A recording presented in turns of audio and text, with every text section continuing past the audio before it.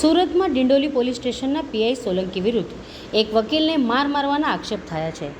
આ મામલા સામે આવતા 2 દિવસ વીતી ગયા છતાં કોઈ પણ પોલીસ ફરિયાદ નોંધવામાં આવી નથી. વિશેષ વાત એ છે કે મોટી સંખ્યામાં વકીલોએ સુરત કમિશનર ઓફિસે પહોંચીને પીઆઈ વિરુદ્ધ કાર્યવાહી કરવાની માંગણી કરી છે. તેઓએ સ્પષ્ટ કર્યું છે કે જો પોલીસ દ્વારા ફરિયાદ નોંધવામાં નહીં આવે તો તેઓ કોર્ટમાં આ મામલે ફરિયાદ દાખલ કરશે. સંયુક્ત કમિશનર રાઘવેન્દ્ર વત્સએ આ મામલે જાણ કરવામાં આવી છે. તેમણે 2 દિવસનો સમય માંગ્યો છે અને કહેવા મુજબ તમામ પાસાની તપાસ કર્યા બાદ યોગ્ય પગલાં લેવામાં આવશે. વકીલોએ પીઆઈ વિરુદ્ધ જાહેર રૂપે ફરિયાદ નોંધાવવાની માંગણી સાથે અધિકારી દ્વારા કાર્યવાહી કરવાના દરખાસ્ત કરી છે. મારું નામ એડવોકેટ હિરેન નાઈ છે.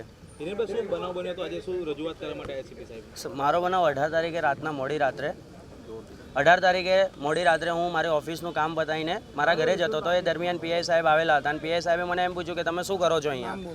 તે સમયે મેં એમ કીધું કે સાહેબ હું એડવોકેટ છું અને મારું કામ પતાવીને હું ઘરે જાઉં છું. કયા પોલીસ સ્ટેશનના પીઆઈ હતા, શું નામ છે અને શું ગેરવર્તન કર્યું તમારી સાથે?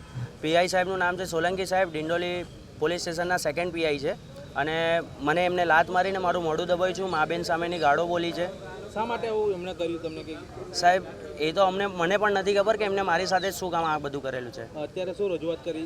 અત્યારે જોઈન્ટ સીપી સાહેબને, અમારા એસડીબીએના પ્રમુખ, ઉપપ્રમુખ અને અન્ય હોદ્દેદારો સાથે અમે જોઈન્ટ સીપી સાહેબને રજૂઆત કરેલી છે કે આ મારી સાથે જે મિસબિહેવ થયો છે એના ઉપર જલ્દીને જલ્દી એક્શન લેવામાં આવે અને ફરિયાદ કરવામાં આવે. એમને શું કહ્યું? એમને સારો એવો રિસ્પોન્સ અમને આપ્યો છે. એમને 2 દિવસનો ટાઈમ માંગ્યો છે ઇન્ક્વાયરી કરવા માટે અને ઇન્ક્વાયરી પછી જે હશે અમને જણાવશે.